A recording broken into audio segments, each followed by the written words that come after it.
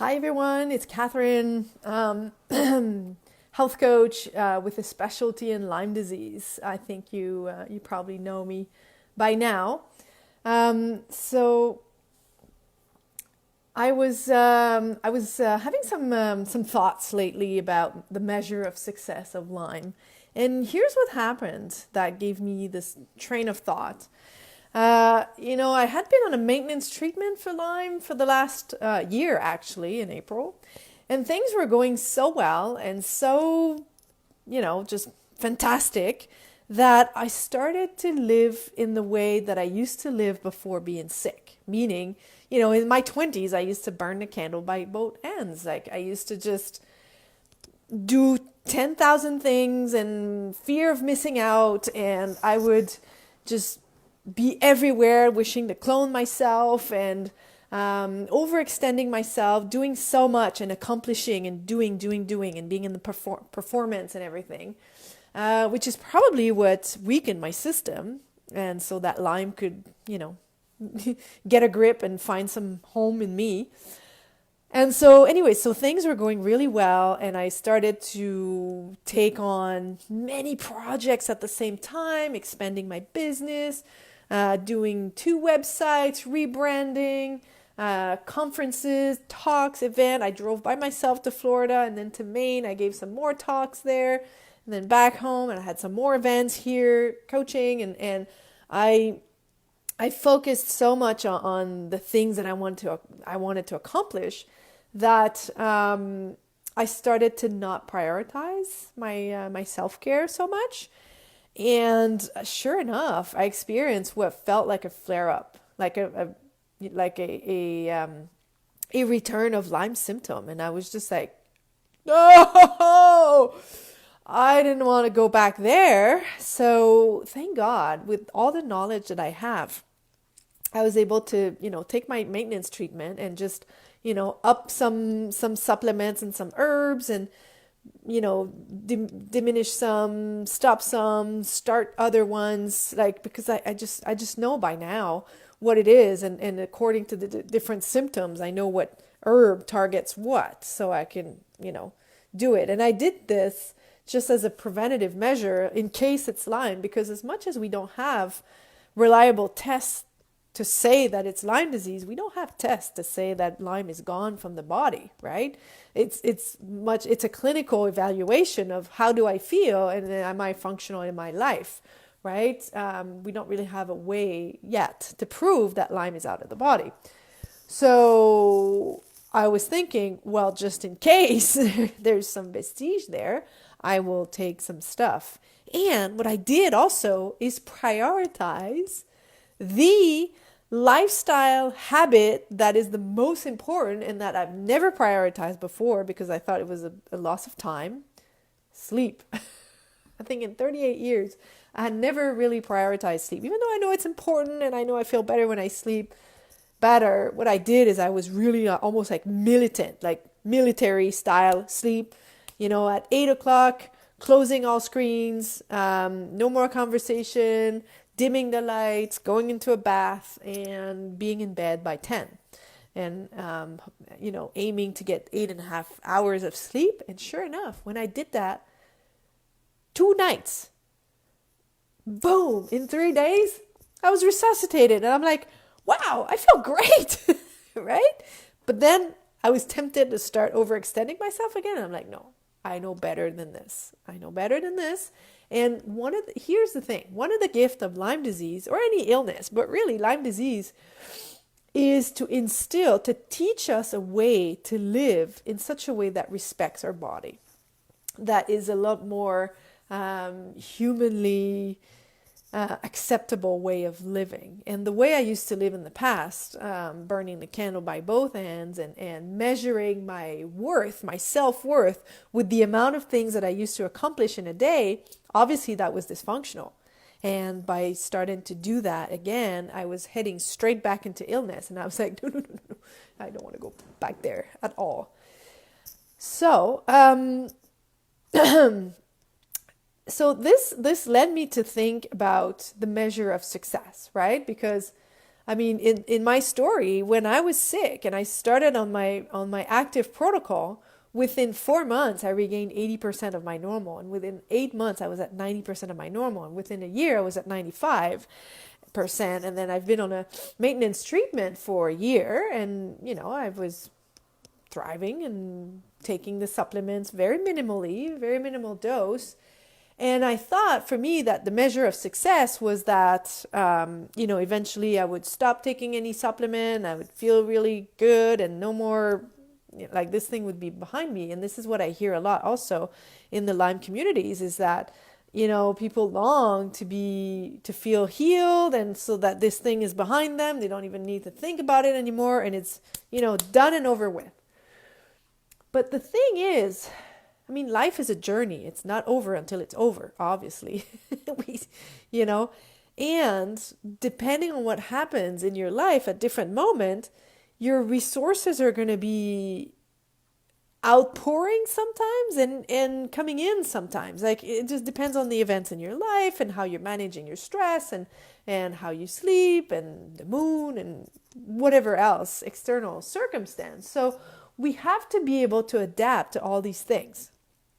And it got me thinking, what if the measure of success was not actually waiting for that big victory of like, I am completely healed and I don't need any more supplements and Lyme is behind me.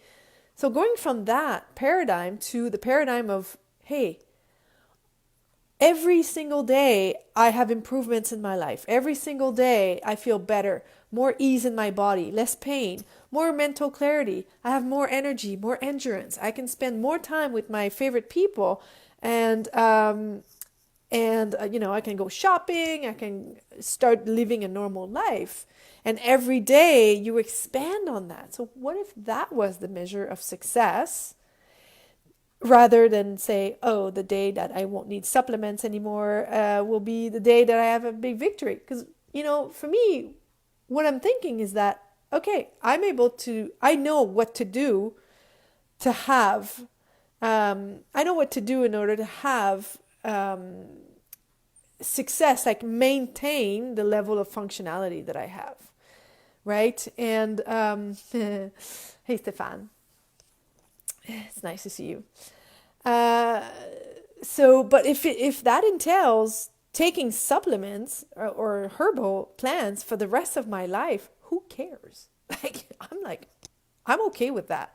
In fact, I have a lot of mentors that I follow, that I read, like big names like Brendon Burchard and Dr. Mark Hyman and other mentors of mine, who actually, they're not sick, but they're actually taking supplements to optimize their brain function, their liver function, their mitochondria function, so that they can feel at their best and perform at their best without even being sick. So I'm like, well, if these guys take supplements anyways to optimize everything and to prevent also dysfunction, well, why not take supplements that I know are good for me and I know are keeping my level of functioning really, really high? Like, I'm good with that.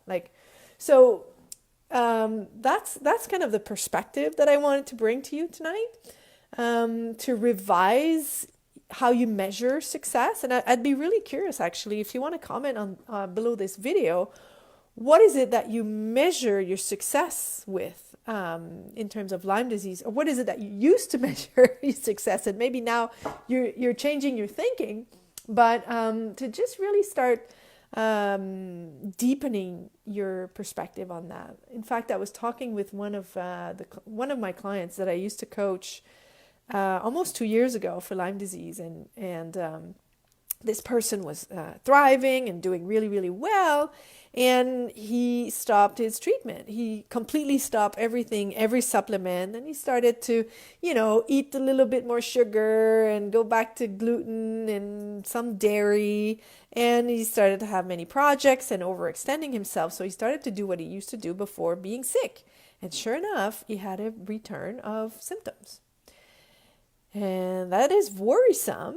And at the same time, it's funny that it happened at the same time as my kind of flare-up thing, because I'm like, okay, well, this is just calling us to adopt a permanent lifestyle that respects our body, that respects our mind, and that is living in harmony, really, with our bodies and mind, and stop the overextending of ourselves.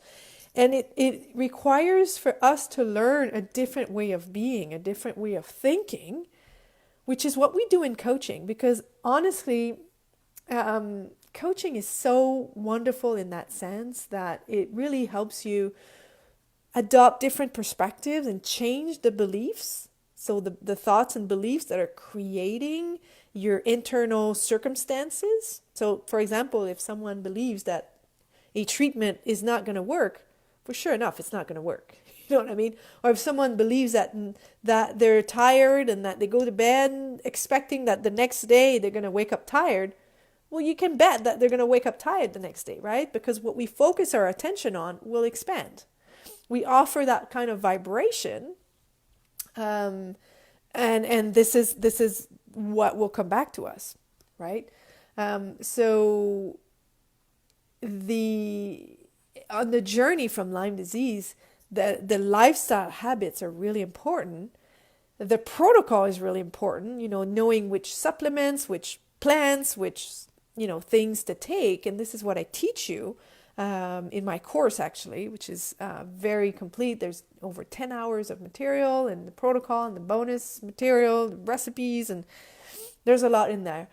But what we really do in the coaching is to rewire your brain to think in a way that is aligned with what you want to create in your life, which is probably not pain, fatigue, illness, and being dysfunctional, right? So it's easy to know what you no longer want in your life.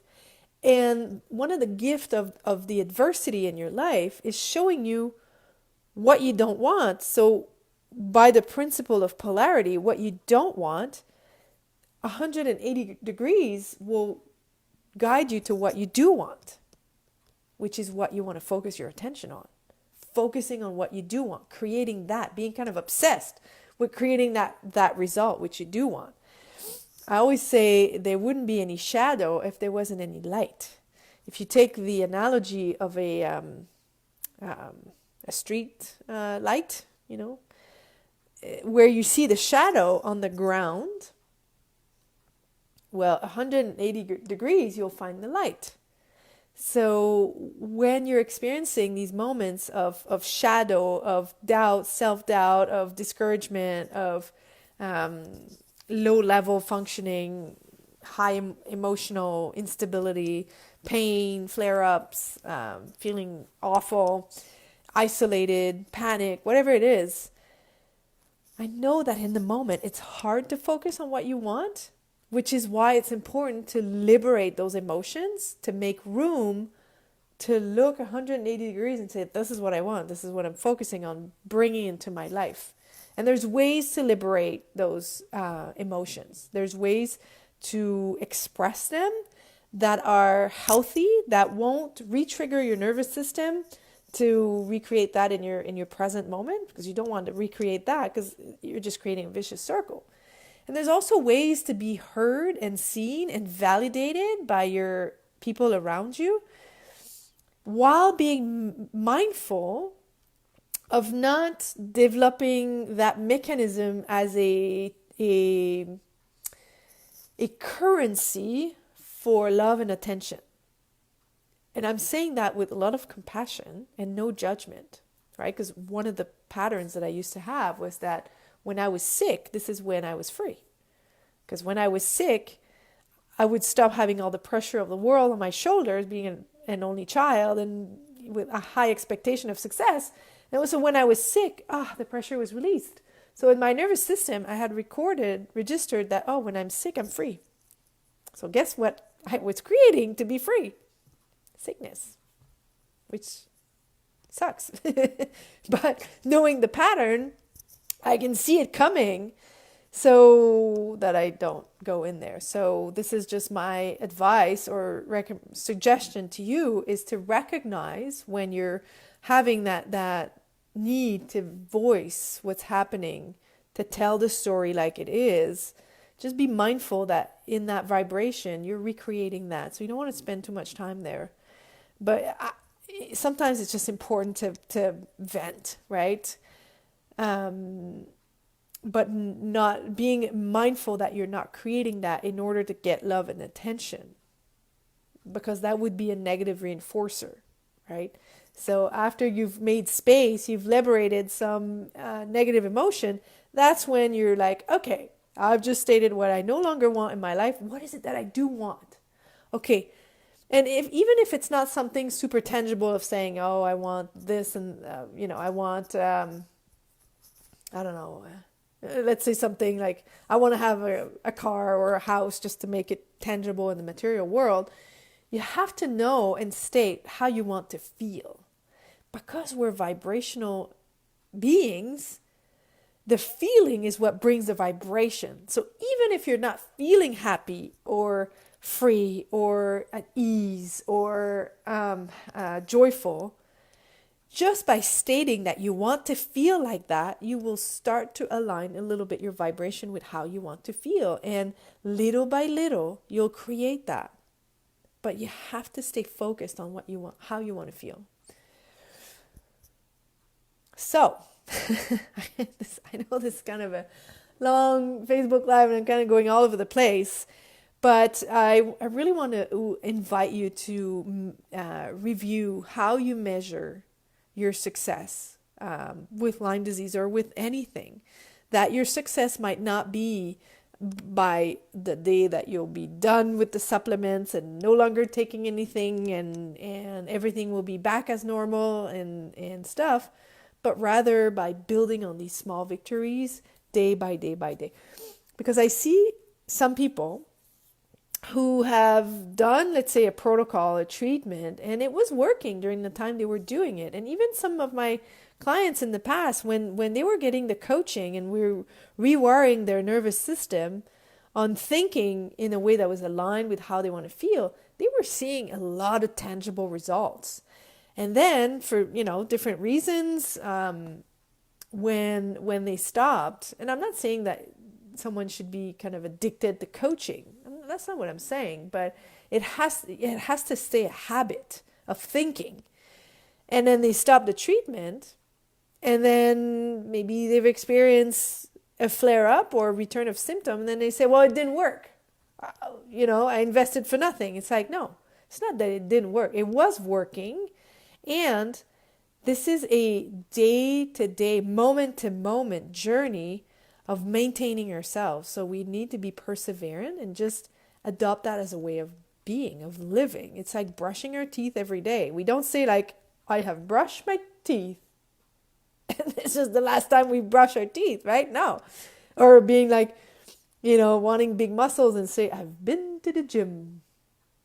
And thinking that only one time to the gym will bring you the big muscle. No, it's something that needs to be maintained. It's a journey that needs to be maintained. And Lyme disease teaches us how important the lifestyle habits of the food, exercise, sleep, and mental attitude, how important it is to daily, day after day, you keep at it, you keep doing it, and you persevere, and you keep moving forward.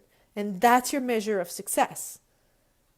For me, measure of success, in order to live the life that I live, working, impacting people, giving conferences, spending time with my favorite people, going biking, hang gliding. If that means that in order to have that, I'll take supplements for the rest of my life, I'm okay with that. Like, I really am. I really am, especially now that I have so much knowledge and I know which one to take and up or down. And I mean, I can, it's not...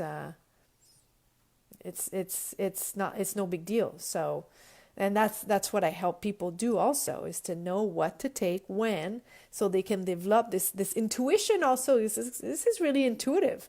There's no cookie cutter recipe to that. So anyways, if that speaks to you, I'm curious to know, what is it that you measure your success with? And what are you inspired to focus on? What kind of perspective you want to take on this. And if you need help, with your protocol, or even if knowing if this is Lyme disease, or how to learn to think in a way that's aligned with what you want to create, that's what I'm here for. I'm here for you, and you can write to me and we can explore ways to work together and make your life a lot more easier and enjoyable on that journey. So I hope this was useful on what to measure your success with. And I wish you a beautiful evening, sending you lots of love and continued healing. And see you next time. Bye.